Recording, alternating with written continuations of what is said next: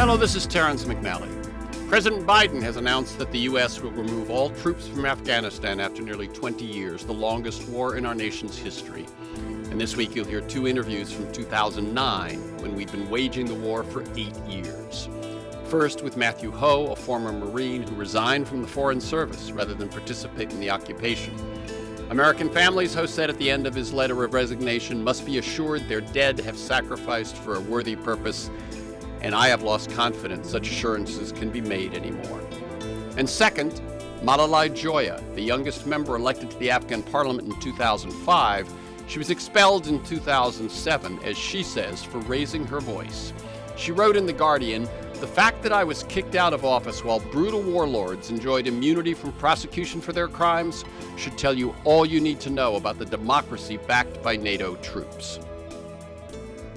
I've got two great guests again today. First, Matthew Hoh, the Iraq War vet and Foreign Service officer who recently resigned his post in Afghanistan. American families, Hoh said at the end of his letter of resignation, I'm going to quote, must be reassured that their dead have sacrificed for a purpose worthy of futures lost, love vanished, and promised dreams unkept. I have lost confidence that such assurances can be made anymore. And our second guest will be MALALAI Joya, the youngest member elected to the Afghan parliament in 2005, but who has since been expelled, as she says, for raising her voice. She wrote in the UK Guardian recently, quote, "The fact that I was kicked out of office while brutal warlords enjoyed immunity from prosecution for their crimes should tell you all you need to know about the democracy backed by NATO troops." On Freeforum, we explore the lives, the work, and the ideas of individuals that I suspect have pieces of the puzzle of a world that just might work. We look at new, innovative, and provocative approaches to business, environment, health, science, politics, and media, all based on the fact that I believe we can do better, and I want to find out how. Stick around for the next hour, then make it a habit and tell your friends. And if you want to know more about me and my work, check out terrencemcnally.net. Or email me at temcnally@mac.com. That's one word, temcnally@mac.com, if you want to receive my weekly email telling you who's going to be on and what we're going to talk about. When I decided I wanted to deal with Afghanistan this week, I thought immediately of three possible guests. MALALAI Joya and Matthew Hoh are two of those. And the third is Anthony Basevich. He's a retired military man and the author of a wonderful book, The Limits of Power. I'm impressed every time I catch him on TV or in print. He's clear-spoken, principled. He challenges the U.S. to give up empire, and he considers himself a conservative, and I recommend that you check him out. But Matthew Hoh is our first guest. He's a former Marine captain with combat experience in Iraq, and he served in uniform at the Pentagon and as a civilian in Iraq and at the State Department. And this summer, he was the senior U.S. civilian in Zabul province, a Taliban hotbed. In September, Hoh became the first U.S. official known to resign in protest over the Afghan war. His 4-page letter of resignation explains that he became convinced that our war in that country will not only inevitably fail, but that it is fueling the very insurgency that we're trying to defeat. He points out that, quote, next fall the United States occupation will equal in length the Soviet Union's own physical involvement in Afghanistan. I have doubts and reservations about our current strategy and planned future strategy, but my resignation is based not upon how we are pursuing this war, but why and to what end. In his Salon blog, Glenn Greenwald, writing about Hoh's resignation, asks, I'm going to quote Greenwald now, how long are we going to continue to do this? We invade and occupy a country, and then we label as insurgents or even terrorists the people in that country who fight against our invasion and occupation. We then insist that we must remain in order to defeat the insurgents and terrorists, who are largely composed of people whose only cause for fighting is our presence in their country. All the while, we clearly exacerbate the very problem we're allegedly attempting to address, terrorism, by predictably and inevitably increasing anti-American anger and hatred through our occupation, which, no matter the strategy, inevitably entails our killing innocent civilians. The Pentagon's own 2004 report concluded, quote, this is quoting the Pentagon, negative attitudes and the conditions that create them are the underlying sources of threats to America's national security. Direct American intervention in the Muslim world has paradoxically elevated the stature of and the support for Islamic radicals. Welcome, Matthew Hoh, to KPFK and Freeforum. Thank you, Terrence. I like listeners to get a feel for the people behind the work and the ideas that we talk about. Can you tell us a little bit about your path prior to this difficult decision you made in September? things like, did you always want to be a soldier or a Marine? When did you serve in Iraq? What did you do there? Were you involved in combat, and were you also involved in reconstruction? Sure, sure.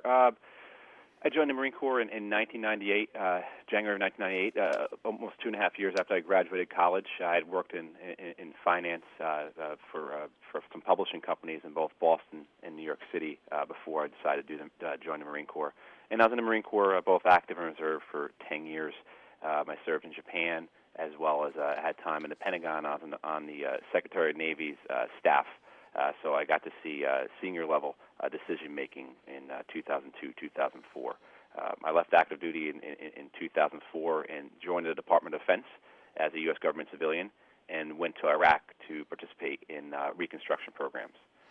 Served a year there in Tikrit, Iraq, which is the birthplace of Saddam Hussein, and was there from May 2004 to May 2005 as, like I said, a Department of Defense civilian. I was on a State Department team that was embedded with the U.S. Army there. And so primarily did reconstruction as well as some governance type work for that year. I came home, went to work as a consultant to the State Department and was on the State Department's Iraq desk for about 4 or 5 months before I had the opportunity to take command of a Marine Corps Reserve Combat Engineer Company. I took that opportunity and deployed with Charlie Company, 4th CEB, was the unit I was with, and we went back to Iraq in September of 2006 and were there until end of April, beginning of May 2007 in Anbar province. And during that was primarily combat operations, operations that were part of the surge campaign of fall 2006 through spring 2007. Wow. So your combat came very late in terms of your relationship to the Pentagon, the State Department, your Marine Service, and so on. Correct. I mean, my first deployment, while I was not directly involved in combat, of course, the nature of the warfare there are IEDs, there's indirect fire, there are small arms engagements that, by necessity, you find yourselves involved in because in a position like I was in where you're out every day working with the local Iraqi population, whether it be Iraqi government officials or Iraqi engineers or the Iraqi military or just Iraqi civilians, you find yourself out every day. So you happen into those circumstances.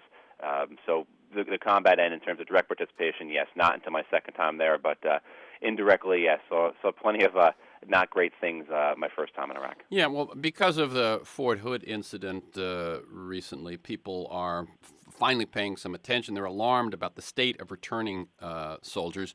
What was your experience when you returned from Iraq? My first time it wasn't so bad. I had lost some Iraqis who had worked for me, some men who had been on my payroll, who had been some of my engineers, who I had developed quite a good relationship with, and I had lost several of them. And coming home was a very stressful year. So coming home, it was difficult. It took a couple months to decompress, but there were no lingering issues, and certainly nothing I would characterize as any type of emotional distress. My second time, however, coming home, I'd had one particular incident that really affected me, and I came home and spent a few months dealing with a bout of what's classified as survivor guilt. I was in a helicopter accident. 4 men died. I survived, and several months after the accident, was just overwhelmed by this guilt that I had not done more to save those men. And it took me several months to get through that feeling, and it took really, the loss of a relationship as well as several other things in my life to realize that, hey, I need to do something to help myself, or it's only going to get worse. But it really was. You hear about these instances where you have this period of blackness or this wave of distress just takes over you. And you read about it and you understand it, but when it happens to you, it's really overwhelming, and it can happen to anybody. I never thought would happen to me, and it happened to me. Right, and I'm sure that I never thought it would happen to me is echoed by so many who go over there and return. Exactly. You receive training on this. The military is pretty good in terms of training. You understand it, particularly at the officer level. You understand what your Marines are going to go through. And I stood in front of my Marines countless times. And my first sergeant did, and my platoon commanders and platoon sergeants did, and we said to our guys, listen, if you're having problems, you need to talk to somebody. It doesn't have to be a chaplain or a psychiatrist or anyone. It could be your wife, girlfriend, your buddy. but you need to talk to somebody. But then when it happens to you, you don't follow your own advice. I believe it. I'm Terrence McNally, and I'm speaking with Matthew Hoh. He's a former Marine Iraq war vet, the experiences we've just been talking about, and he recently resigned his role with the Foreign Service in Afghanistan because he felt he couldn't participate in the ongoing occupation. You can learn more about these issues that we're going to be speaking about today at rethinkafghanistan.com. Rethinkafghanistan is one word.com. Let's move ahead so that we can deal with your resignation and the whys and so on. And so tell me, what were you doing in Zabul? What was your assignment? What were the kinds of experiences that I think you were there 5 months at the point at which you resigned that led to your needing to resign? Sure.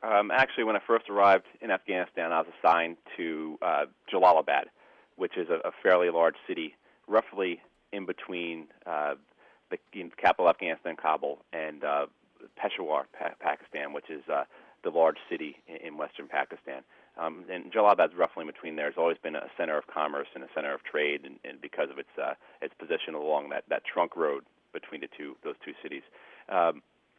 So I was assigned there. I worked with an Army brigade. I was the acting political advisor to the Army brigade commander there, and he was responsible for military operations for the U.S. in 4 provinces along the Pakistan border. I spent roughly about 2 months there or so before I was moved down to Zabul province. And down in Zabul province, I was a political advisor on a United States provincial reconstruction team, which is a team of approximately 90 to 100 Americans, and we had about 40 Afghan guards who worked with us as well. And we were responsible for doing operations within the province along the lines of reconstruction, development, and governance. So it's everything to trying to get the government to actually serve the people in some capacity that we recognize back here as representative government, and then also to the engineering ends of it, of building roads, putting wells in, building schools, those kinds of things. My specific duties were to work daily with the Afghan provincial governor, who was an appointee of President Karzai, and so we were co-located with the provincial governor there. Their building was right next to our base. We just had a simple gate that separated us, so our contact was constant. And during the 3 months or so I was there, it was daily interaction with the Afghan government, as well as getting out and visiting villages and cities within Zabul as often as possible. Okay, and I've read that you were assigned to research the response to a question asked by Admiral Mike Mullen, the chairman of the Joint Chiefs of Staff, and that experience, influenced you. Sure. Yes. That was back when I was in Jalalabad, and Admiral Mullen, the chairman of the Joint Chiefs of Staff, had visited, and he wanted to know why we were in one particular valley. So it wasn't assigned to me. I was just part of the group of guys who were answering this question on the brigade staff. Basically, Admiral Mullen wanted to know why we were in the Korangal Valley. And the Korangal, many of your listeners may recognize, the Korangal is in Kunar province. It's on the Pakistan border. It's been described by the New York Times as a valley of death. It was on the cover of Time magazine. It's probably the most recognizable site of battle in Afghanistan for the American public. The Korangal is all of 15, 20 kilometers long, maybe. It's not very big. There's only about 10,000 people who live in it, and they speak their own language. So in the year 2009, you have a valley of people who speak their own language. So right off the bat, you're thinking, why do we have troops in there? We really should have probably anthropologists in there. So what had happened was we found that as early as late 2004 or so, we had sent American forces in there, and they really hadn't been engaged much, very little contact with the enemy. So we were wondering why, over the course of 4 years, did it go from just really two contacts with the enemy in 8 months to the Valley of Death.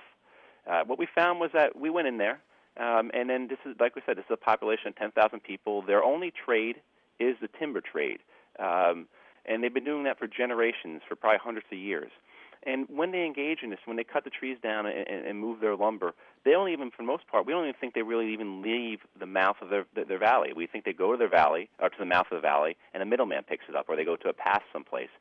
These people are only concerned about their valley and have very little interest in the world outside of it. So what happens is we go in there, we end up garrisoning it. Then the Afghan National Army and Afghan National Police come in with us as well. They are not representative of the Korangalis. They're not representative of the region. They're outsiders. One of my beliefs and theses behind how I feel about Afghanistan is that this is a civil war. This Afghan National Army and its Afghan National Police, they're representative of the other side of the civil war, the side that the Korangalis would not be on. And so what you basically have, you have people who are fighting us to get out of the valley. And that was the conclusion we came with, was that if we left the Korangal, the site of literally dozens of American casualties, if we left the Korangal, nothing would happen. The Korangalis were not going to line up and march on Kabul next. They were just going to go about their business and be happy we weren't there. So, in other words, this, for you, is kind of a microcosm of the whole situation? Exactly. This is the first one I really researched and really saw clearly, because for every, and here's, this, like I said, microcosm, for every Korangal we're in, for all these valleys that we have, where our troops are engaged and our kids are fighting and dying, for every valley that we're in, there's like 100 that we're not. And it comes down to also an issue, too, an internal issue to Afghanistan, because what's behind this, as I started talking about the timber trade, it really comes down to the issue of taxes. Really what happens now is that you have the Afghan central government going into the Korangal Valley and going into countless other valleys and saying, yeah, that those mountains that you're cutting your trees down on, that your family's been cutting trees down on for generations, they don't belong to you. They belong to the central government, and you don't have to pay tax on that in some form.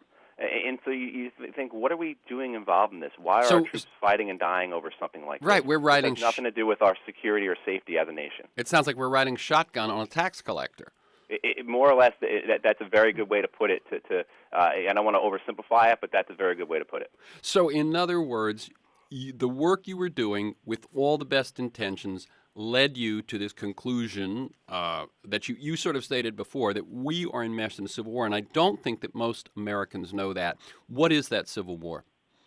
The civil war is basically a civil war that's been going on since 1973, since when the king was deposed. It's probably been going on for longer than that. But in terms of the violent aspect of it, or how readily apparent it is, then it particularly picked up in 1977-78 with the Sour Revolution. Which then ultimately led to the Soviet Union's invasion of Afghanistan. But the Civil War is basically, as I see it, it's a clash, for the most part, within Pashtun society, between the urban, the educated, the secular, the progressive, the modern, versus the rural, the poor, the religious, the traditional. And it's a very, very much a societal clash within that within Afghanistan. One of the ways it was described to me, interestingly, was from an Afghan National Army general who was very proud of the fact that his province, Badakhshan province, was one of the first provinces to start the revolution in 77 or 78, as he said. And he said the reason why they started the revolution was because the government came to our villages and asked us what our wives' names were. And so really it's an intrusion on a traditional rural life that is resented, and that is really the spark that began the Civil War, that has continued throughout the 80s, throughout the 90s, and up until now. Most rural Afghans or that you meet, the folks who are taking funding from the Taliban to fight us and who are fighting us because we're occupying them, or the central government's occupying them, they really see no difference in the central government, whether it was the communist government, whether it was the post-communist government under Rabini, whether it was the Taliban government or the Karzai government. They see the central government really as one and the same, as an intrusion on their lives and on their way of life. Okay, so you came to this decision to resign and wrote a 4-page letter to your superiors. I think in our conversation so far, you've stated many of the reasons that end up in that letter. But if you want to summarize, again, what were the points that lead you to such a tough decision? Sure. Like I said, we just spoke about the Korangal, and then the realization that in the east, where our troops are engaged, that's the reason for most of the combat, is that we are occupying a population. And then when I moved down to the south, I saw much of the same, and I really started to understand the Civil War aspect of it. The other part too is that this does not do anything to defeat Al Qaeda. I think most people most folks in the intelligence community, most folks within diplomatic and military circles, agree that Al-Qaeda is an organization that is only a few thousand strong and that exists in these small networked cells that don't require any type of political or state support for their success or for their operations. That Al-Qaeda primarily exists really on the Internet, and that if we withdraw from Afghanistan, Al-Qaeda is not going to rush back into Afghanistan because they don't need to. They already have as many failed states as they want to have operations in, and they don't require a landmass to conduct their operations. So that realization, too, that this is not doing anything to defeat Al-Qaeda, that we've got 60,000 troops here. We've got families that are sacrificing really, really good and talented young men for something that's not going to make us safer. And then also, too, just the understanding as well that Pakistan should be our priority. Pakistan, because of its nuclear weapons and because of its relationship with India and because of its prominence in the region there, that should be our priority. And our presence in Afghanistan, I think a lot of people will agree, has only destabilized Pakistan these last 5, 6, 7, 8 years. So those are really the three key points that drove me to this decision. Nothing I write about in my letter is unique or novel to myself. I heard you reference Professor Vaseyevich earlier. I know he has been saying some of these things for many years now, as well as within military and diplomatic circles. I've received a lot of support, and a lot of these thoughts of mine that I wrote were things that I had discussed with people before, or people had discussed with me. So nothing I say is novel or unique, and it's certainly not. There was never any eureka moment in writing this. It was basically just a compilation of 5 months. Right, and what I hear is that it wasn't that you were the first one to come up with this. It was just that it drove you to take this personal action. I'm Terrence McNally, speaking with Matthew Hoh. He's the former Marine Iraq war vet who recently resigned his role with the Foreign Service in Afghanistan, and we're speaking about how he came to that decision. And now what I'd like to ask you is if there's a way that I like to approach certain issues, and it's to say, if it's broke, let's fix it. And it's basically 3 questions, and we've got about 6 minutes. Okay. First question is, how do we know that our role in Afghanistan is broken? I think it's what we're doing there doesn't pass the common sense test. I think there's a general agreement that the people we are fighting us because we're occupying them, as well as an agreement among a lot of people that, Al-Qaeda does not exist in a form that garrisoning troops in one country is going to defeat it. So I think it doesn't. There's a logic test that just fails to pass, and I think that's how we know that this is not working. Very good. And how did it get broken? In other words, that is not how did the Afghanistan situation turn into what it is, but how did our engagement there get broken? What are the causes? I think most people agree that we lost focus on Afghanistan with the Iraq War, and I certainly don't want to get bogged down to the politics of that. Up until now, I've had tremendous bipartisan support on this issue, and I definitely would like to keep that. So, well, I've noticed, by the way, just for listeners, I've noticed in reading other interviews you've had and so on, that you are very careful to say, let's not argue about the past. Let's deal with the situation we face.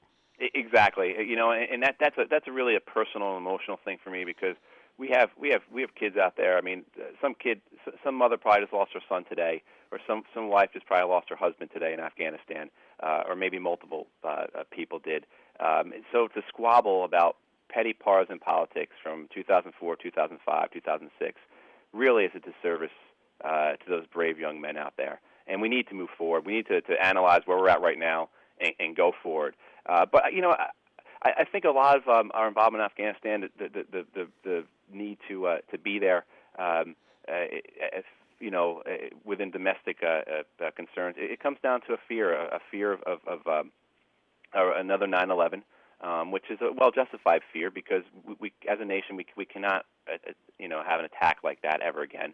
Just for our economy's sake, an attack like that right now would be terrible for us. And so Al-Qaeda needs to be our primary threat. How we lost focus on that, I'm not sure how we got into this point where we're just continue to march lockstep forward doing the same thing over and over again in Afghanistan, one year after the next. Well, hey, it hasn't been working, so let's just double our forces and be able to work again. I'm not sure why we have that think, why there's that group think, why there's that mentality, but it exists and it needs to change. And we need to recognize that the threat's al-Qaeda, the priority should be Pakistan, and that having these troops, our troops there, 60,000 troops or maybe up to 100,000 troops, will not defeat al-Qaeda and will not stabilize Pakistan. Okay. Finally, how do we fix it? What are the solutions? And I have a feeling I'm asking you two questions in that. One is basically what you were just alluding to is that what do you think is would be best for the U.S. in Afghanistan? The second might be what should listeners do if they agree with that? Sure. Okay. Thanks. My recommendation is this: stop fighting the people who are fighting us only because we're occupying them, or because the central government is occupying them. Recognize that it's a civil war, and that civil wars only end through political reconciliation. They can also end by one side decimating the other, or just both sides tiring of the fighting and segregating themselves from one another. Neither one of those are good courses of action for us or for the world community or for the people of Afghanistan. So we need to recognize that it's a civil war, and we need to really, really push hard for political reconciliation. I don't believe the Karzai administration has any interest whatsoever in reconciliation. They've not done any of it in the last 8 years, and I don't believe they will do any reconciliation attempts in the next several years. And like I said, stop combat operations in those valleys and villages where people are fighting us, where our presence only fuels the insurgency, where it only legitimizes our enemies' claims as well as the claims and justifies al-Qaeda's existence. And then we need to look at re-engaging, or not re-engaging, but doubling our efforts with Pakistan. And I'm not a Pakistan expert, so I don't know if that means go really hard on Pakistan or go real easy, give them everything they need with no strings attached, or lean real heavily on them. I'm not sure which way to go on that, but that needs to be our focus. That should be the conversation that we're having 6 months from now, a year from now, rather than this one. But let me ask, when you say reconciliation, that's reconciliation between whom? Between the various factions within Afghanistan. And you got to be very careful, because we don't want Afghanistan to return to a state of warlordism. But we also can't have a country where the vast majority of the rural population is distanced or not included in the government. So you're going to have to bring in members of the Taliban into the government, and that in order to get true reconciliation, in order to get an Afghanistan that is not a failed state, you are going to need to have members of the Taliban in the Afghanistan government. Okay, so that sounds like an enormous challenge. And that second part of that question, which I asked, is what should listeners do? We've gotten to the point where we've got to end this interview, but I would just say basically learn as much as you can. Look at rethinkafghanistan.com for a lot of information. Google Matthew Hoh, and you can see other things he has said. And then just make sure that you are keeping your representatives informed of your feelings.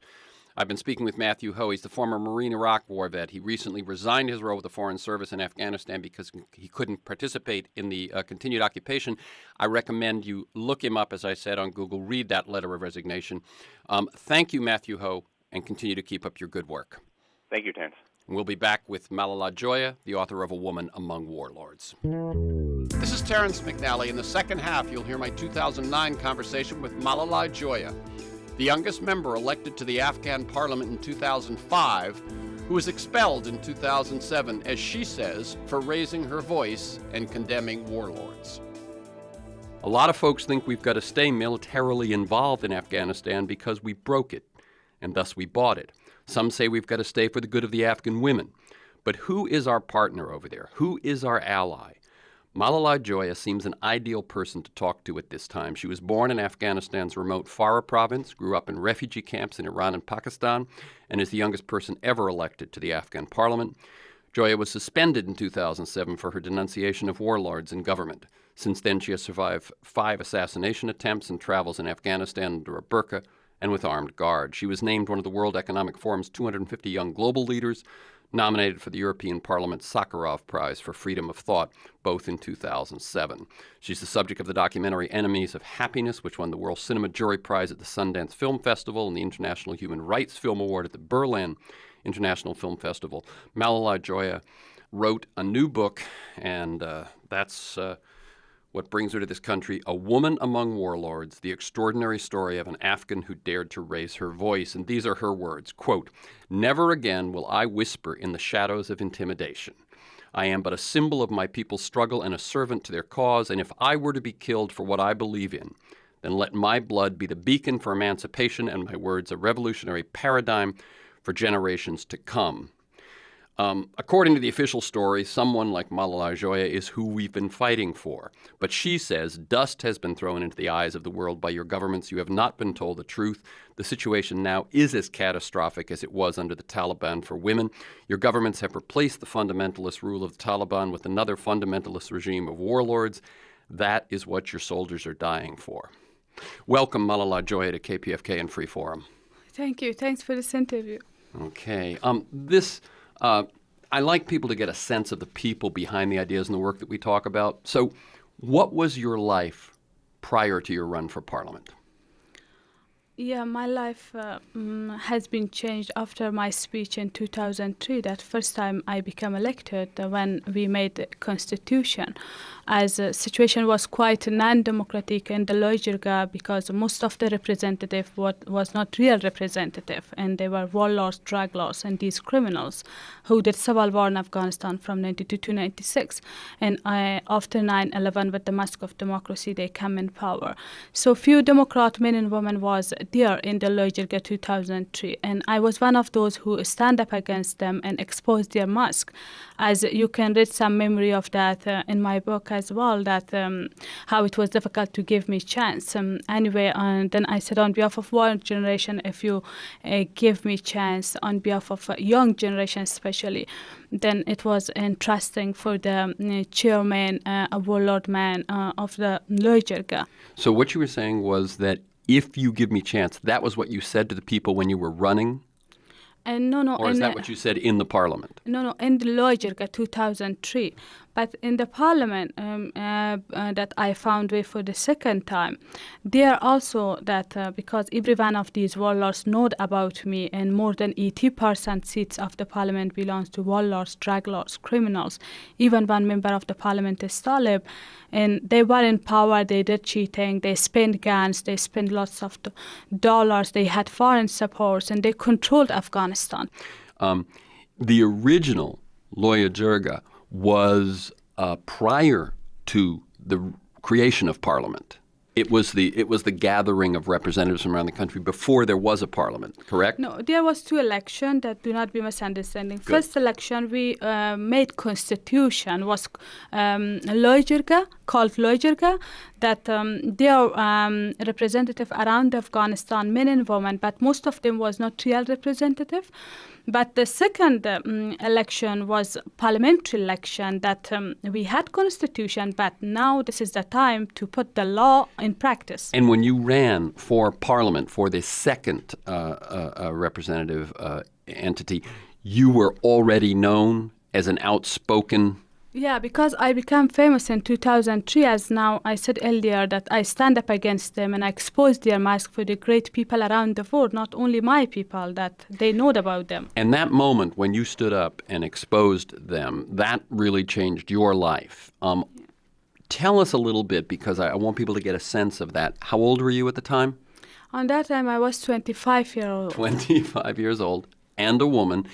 And you sit in this room where you see many warlords, you see people who are not actual representatives. Yeah. And what went on inside of you before you spoke, and then tell the people who don't know what you said that day? Yeah, you know, as I was a social activist, I became women rights, human rights activist when I was in refugee camps in Pakistan in high school. In the morning, I was a student. In the evening, I became teacher. And I had close contact with my Afghan, millions of Afghan who lived in refugees camps, different refugees camps in Pakistan, that even some journalists put the name of these camps, foreign journalists who came there, living graveyard. I cried a lot with people. I laughed with them. I know about their suffer stories. But in in 1998, when I finished school on behalf of OPAC, Organization of Promoting Afghan Women Capabilities.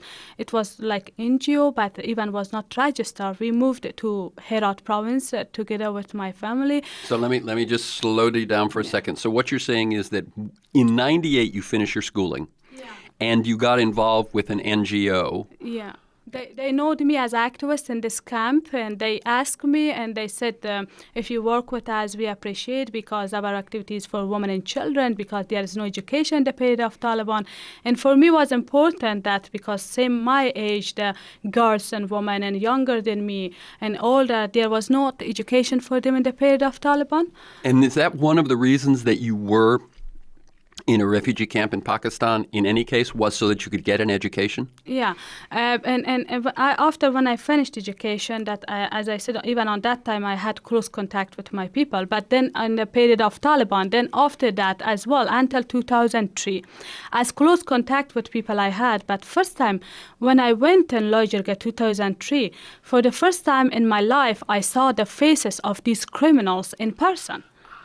I can imagine. So in other words, what you're saying is, until then you knew the power they had, you knew what they had done to your country. Suddenly you are in a room and there they are. Yeah, and you are looking to them, that how they shamelessly pretend themselves as a democrat with bloody hands, and how much they killed my people, as more than 65,000 innocent people in Kabul they killed. They did civil war in Afghanistan from 92 to 96. Now that before we get back to what you're going to say that day, this civil war from 92 to 96, who are the sides? You know, these warlords, as we divide our people, Mujahideen, that freedom-loving fighter, when all together fight it against Russia occupation, we call them Mujahideen. But when Russia failed in Afghanistan and puppet of Russia, we call them Khalkin Parchami, and they're also killer, a bunch of killer. So in the war against the Soviets, the Mujahideen, these Afghans and folks from outside of Afghanistan, yes, come together. Since Cold War, they got lots of money and gun from CIA and ISI and Iran, fascist regime of Iran and Saudi Arabistan, etc. So they were not real Mujahideen, but my people didn't know them. Why? Because all together fight it against occupation. Right. But after that, when Russia failed, once the Soviet Union is out, then all people put the gun on the earth. Then they said, this is the time to build our country, because the occupation forces failed in Afghanistan. We've won, so now we can rebuild our country. But on that time, they showed their real nature, their criminal faces to my people.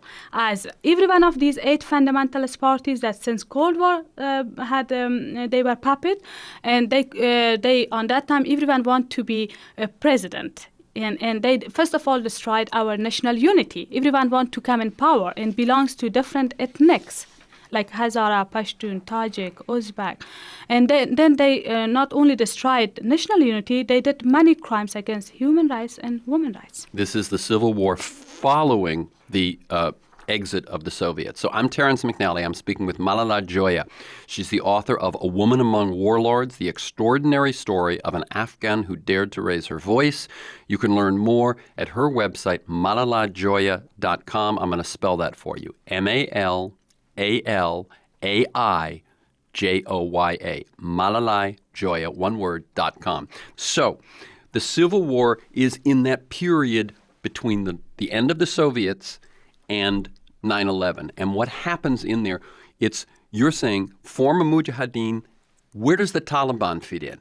Where do they come into this? You know that when these fundamentalist Mujahideen, not real Mujahideen, as I divided Mujahideen to 2 parts, even in the parliament, these warlords, these criminal Mujahideen beat at me. Even they threatened me to rape because I said this truth. They threatened to rape you in the parliament? Yeah, when I divided parliamentarian Mujahideen to 2 parts, which is right, and my people and agree. The 2 parts of the Mujahideen you see are? Yeah, most of them are freedom-loving fighter against occupation. They are real Mujahideen. Criminal Mujahideen, a bunch of killer that like Rabbani, Kanuni, Dostum, Ismail Khan, Fahim, Sayyaf. You're not afraid to name names? Of course that I never afraid, and I'm saying I don't fear that. I fear political silence silence against injustice. And they are in power. They are Pinochet, Franco, Suharto, Mussolini, and Bushes of my country. With suit and tie, they are in power. Anyway, but... So at the Loya Jirga, you see them face to face, you see them sitting there mocking democracy, and you stand up. Yeah, that's why I couldn't tolerate that, how to sit silence. As always, I'm saying that for a second, if I get silence, I said to my people, think that this is like my political death. And Death. Death, yeah. Yeah, in other words, if you are silent, you are as good as dead. Yeah, and that's why I said the truth, because still the first casualty is the truth. I teared their mask, and on behalf of my people, I said, these criminals who control Loya Jirga and with the mask of democracy, and after 9/11 they come in power, they must be powerless and they must be brought to the national and international criminal court. But they in power, and they couldn't tolerate, because I exposed their mask for the democrat, justice-loving people around the world. Very good. So in this moment, in this, as you say, sort of a mockery of democracy because of who is there, you, at the time, 25-year-old woman, get up, say this speech. What happens then? Yeah, it was briefly that I said about this speech. They gave me a minute and a half or something, yes? And less than 2 minutes they couldn't tolerate. And my life has been changed. You can see on some clip there as well, that on my website, and also even a filmmaker came from Danish filmmaker, the documentary Enemies of Happiness that they made, and there also you can see. Anyway, but word after that understood them, and they physically want to beat me, and even some fundamentalist woman, very bad word they used to me. Same like in the parliament, one fundamentalist woman told me, if you do not sit silent, I will do something against you that no man dare to do. And then I just said, you are a victim. And these kind of women, I think they are the victim, and they are not real representative. Most of them right now in power in the parliament, and they have just symbolic role, peace show. Because under the banner of women's rights, human rights, they occupied my country, US and NATO. And it's still playing with the destiny of my people. Yeah. So so that happens in Loya Jirga. Then you are later, 2 years later, elected to parliament. Yes? Yeah, but this election was quite non-democratic election as well. But because I was very famous also for not only for my people, for Democrat people around the world. And if they do not allow me to come to the parliament, as all the boxes was in the hands of mafia, but their cheating was clear for the world. So in other words, if they hadn't allowed you to win, if they hadn't counted your votes accurately, it would have been obvious. Yeah, as they did, because everyone said, even Sky and Earth of Pharaoh people, in Pharaoh people, all of them also, that I will be the first winner, because everyone saw the strong solidarity of these innocent Safar people, not only in Pharaoh, around Afghanistan. And Pharaoh is the province. Yeah, that I become elected. But it's a rural province with a small population, yes? Yeah, but close to Herat, and on that time, the only things that they did, they made me second winner. They do not allowed me to be their first winner. They showed their power. Right. But they did seat you. You were banned from Parliament in 2007 for what? Yeah, in the beginning of Parliament, they couldn't tolerate me. They turned off microphone, they beat at me, and they threatened me to rape, and etc. But because they couldn't make me silence, and I exposed their crimes in their own house, in the National House, so I divided a parliamentarian to two parts. First part, I said most of members of the Parliament, more than 80%, are warlords, drug lords, criminals. 80% warlords, drug lords, criminals. Yeah. In the second part, that some Democrat men and women, real representatives, that even you can count them. I said they are Democrat. Then they did censor the first part about Democrat, only second part about these criminals, that I compared some of their crimes with some animals. And I said, it's worse than animal stable. It's like zoo. They are wild criminals that walking with two legs, but they are worse than some wild animal even. Some wild animal will eat some animal, another innocent animal, then for a while getting silenced because getting full. But they are not getting full still. They are killing more the people, shed the blood of the people, kill more innocent women, and continue to their crimes. And for that, they said that you were insulting other members of the parliament, and for that you should be banned. Yeah, they told me that I must say apologize, which was quite illegal, like that they banned me. Then I said apologize to some useful animal that I compared, and I mastered that. No need for telling the truth to say apologize, and also to these criminals, to these misogynists. Let me tell you a few examples why I compare with wild animals. Not only the crimes in the past they committed, also civil war they did. Right now that they are in power, they are not lawmakers, they are lawbroker. One member of parliament, his name is Haji Painda. He has son with two other warlords, raped three women, three men, three warlords, one of them son of the member of the parliament, raped 14-year-old girl, her name is Bashira in Sarpur province. And this is known. And this is known. And also this Haji Painda changed the age of his son less than 18 that do not be punished. Another member of parliament, his name is Piram Qol. And Piram Qol killed two innocent child. One is 6 years old, one is 7 years old. Two in the pocket which made by clothes, two in the river. And when people find the died body of these two children in Rostok district of Takhar province in the north of Afghanistan, they had huge demonstration. Nobody listened their voice, and this cruel man enjoying in the parliament. Another member of the parliament. Okay. Many example now doing crime, not only in the past. That's right. So you're saying that these people are committing crimes right now, and you're saying rather than serving in parliament, they should be put on trial. Of course, they are not lawmaker, they are lawbroker. We have jungle law in Afghanistan. So, again, I'm Terence McNally. The voice you hear is Malalai Joya. She is the youngest person elected to parliament in Afghanistan at the age of 25. She has been banned from parliament for raising her voice, for telling the truth about some of the other members of parliament, who she says are not lawmakers but lawbreakers. She has a book out called A Woman Among Warriors, The Extraordinary Story of an Afghan Who Dared to Raise Her Voice. And you can learn more about her work and her life at MALALAIJOYA.com. Let's, because we are short on time, pull up to the present. The present, you are banned from parliament, yet you return to Afghanistan. Your life is threatened. When you're in Afghanistan, you wear the full burqa, you have armed guards and so on. What the American people and my listeners probably want to know is, as I said at the top, the reason that we are told we are there, the reason that we should maybe send more troops is because two things. One, what will happen if we leave? And two, for the good of the women.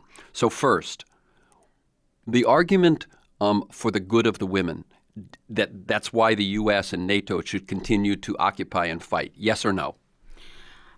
They occupied my country, which is so clear. As soon as possible, they must leave Afghanistan because they pushed us from the frying pan to the fire after 9/11.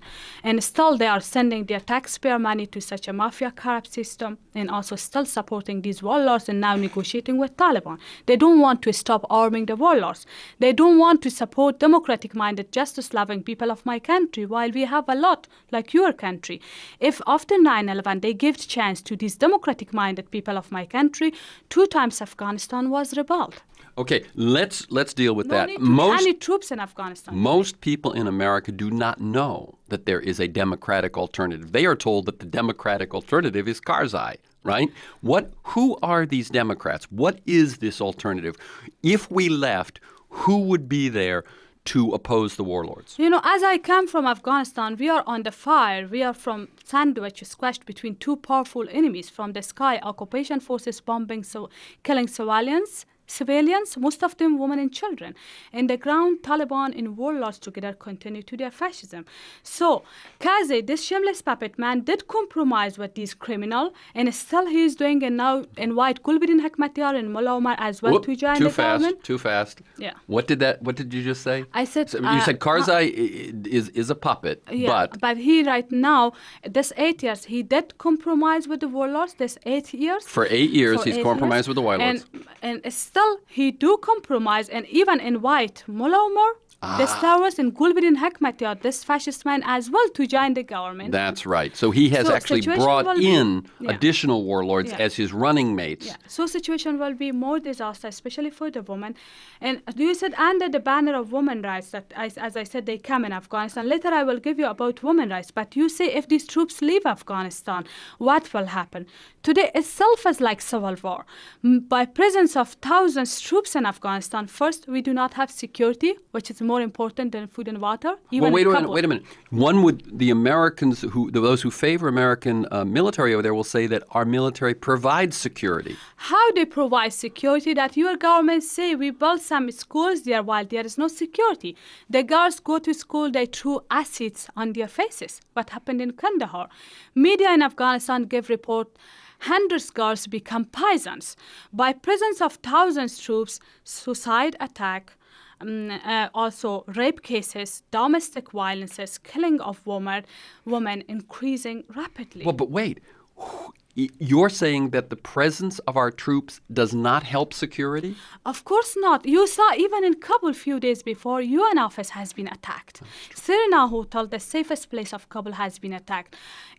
Around Afghanistan, the government has no control, and also situation for millions of Afghans is like hell.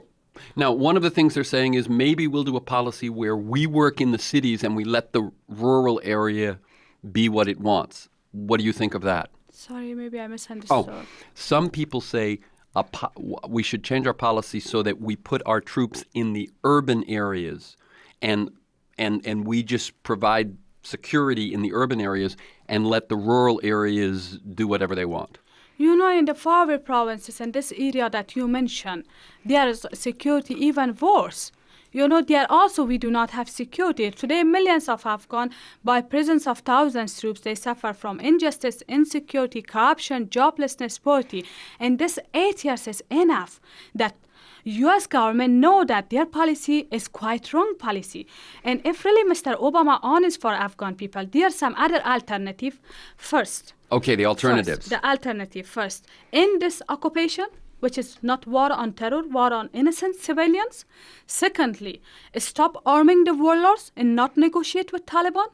The main alternative, the third one, support the democratic-minded, justice-loving people of my country. And who are they? We have a lot, not only Ahmad and Mahmoud, to tell you the name to you, like your country. Still, they are underground activists. Some democratic parties we have more than parties intellectuals, but because of security. Who guaranteed their security if I mention their name? While we have a lot, at least one of them, like Rawa organization, their activist was there, they are famous. Rawa is one group you're mentioning. One group is Rawa, another rawa.org. Yeah, Ambastagi party is this Ambastagi Wise party. This even their leader told me, Malalai, we are not able to publish our magazine. Still, they are underground activists because of lack of money. So let me just sec. So the Democratic folks you say are underground because of the situation. And you feel that if the U.S. and NATO withdraw their troops, that these democratic folks will emerge? Of course, they are active now. They will be more active. But not only these democratic people, with the support of the ordinary people, millions of these innocent, suffered people of Afghanistan, they are nothing, but they support them. But if U.S. and its allies a little bit let us breathe in peace. They occupied my country, they killed civilians. You know, my life story is an example on behalf of those Democrat and also ordinary people of my country. When you compare my life as a Democrat activist with the dark period of Taliban, on that time it was risky. We wear this disgusting burqa, which is symbol of oppression. Always I'm saying it's like shroud-full life body. But now, even with burqa and bodyguard not safe, this disgusting burqa now gives lives to the woman. Still underground activists, many assassination attempts, many other activists, brave activists, Democrat, they called women like Zakia Zaki, Malalai Kakar, Setara Achikzai, Nadia Anjuman, etc. And it's still, they continue to do fascism not only against Democrat, also innocent people of So you have hope that if the NATO and U.S. withdraw, that the people of Afghanistan, the democratic people of Afghanistan, will rise up against the Taliban and against the warlords and against Karzai? Of course, still they do struggle. Karzai's regime is example how much it is weak. And political knowledge of my people is a big hope for the future of Afghanistan. We almost lost everything. We gain one positive things. This political consciousness of my people and resistance of my people that day by day they stand up against occupation, against warlords. They do demonstration, but mainstream media never showed their demonstrations. And also that we have proudful history We have lots of hopes. We 3 times British want to occupy Afghanistan. They failed. Russia, as a superpower country, want to occupy Afghanistan, faced with resistance of my people. If voluntarily they do not leave Afghanistan, they will face with resistance of my people. Let me tell you that.